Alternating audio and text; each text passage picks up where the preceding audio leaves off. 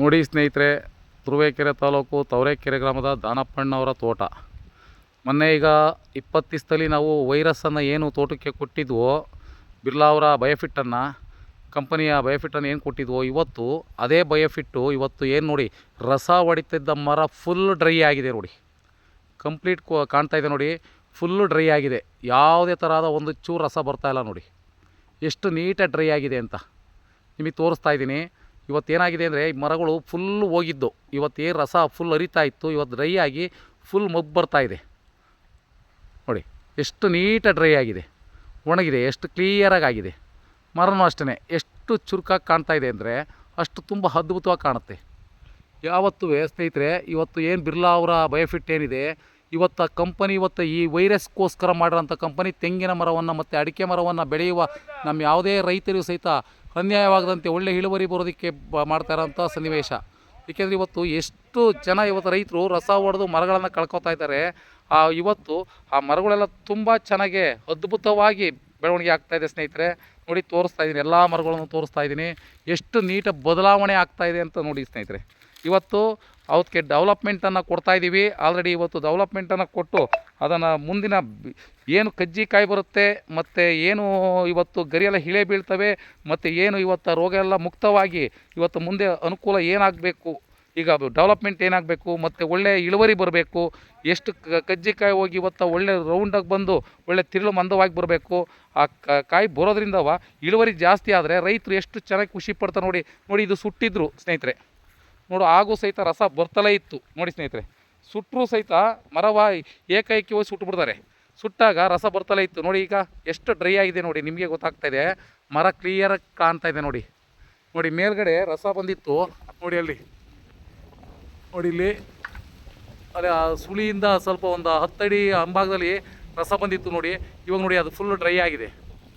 ಎಷ್ಟು ಕ್ಲೀನಾಗಿ ಡ್ರೈ ಆಗಿ ಕಾಣ್ತಾ ಇದೆ ಅಂದರೆ ತೋಟ, ಅಷ್ಟು ಅದ್ಭುತವಾಗಿ ಕಾಣ್ತಾ ಇದೆ ತೋಟ. ಇವತ್ತು ತೋಟಕ್ಕೆ ಇವತ್ತು ಬೇಕಾಗಿರೋದೇ ಅದು.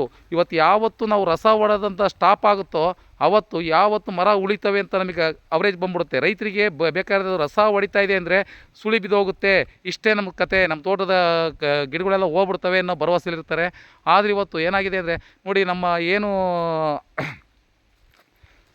ಬಿರ್ಲಾ ಅವರ ಬಯೋಫಿಟ್ಟನ್ನು ಇವತ್ತು ಏನು ವೈರಸ್ಸನ್ನು ಕೊಟ್ಟಿದ್ವೋ, ಇವತ್ತು ನೆಕ್ಸ್ಟು ಇವತ್ತು ಡೆವಲಪ್ಮೆಂಟನ್ನು ಕೊಡ್ತಾಯಿದ್ದೀವಿ. ಇವತ್ತು ಅದಕ್ಕೆ ಮುಂದಿನ ಇಳುವರಿಗೆ ತುಂಬ ಚೆನ್ನಾಗಿ ಕಜ್ಜಿಕಾಯಿ ಬರೋದಿಲ್ಲ, ಮತ್ತು ಅಲ್ಲಿಂದ ಬಂದು ಹರಳು ಉದುರಲ್ಲ, ಪ್ರತಿಯೊಂದು ಸಹಿತ ಮುಂದೆ ಬದಲಾವಣೆ ಕಾಣುತ್ತೆ ಸ್ನೇಹಿತರೆ. ನೋಡಿ, ಎಲ್ಲ ಮರಗಳು ಸಹಿತ ಎಷ್ಟು ನೀಟಾಗಿ ಕಾಣ್ತಾ ಇದೆ ನೋಡಿ. ನೋಡಿ,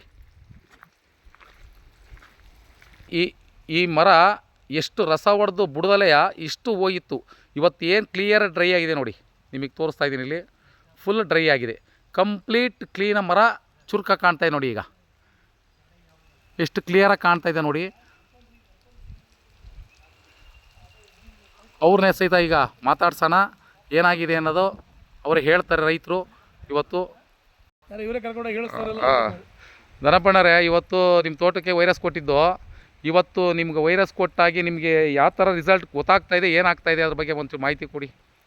ಈಗ ಕೊಟ್ಟಿರೋ ಔಷಧಿ ಹಾಕಿದ ಮೇಲೆ ಇಲ್ಲಿ ಬಂದೊಂದು ವೈರಸ್ ಎಲ್ಲ ಒಣಗ್ತಾ ಇದೆ.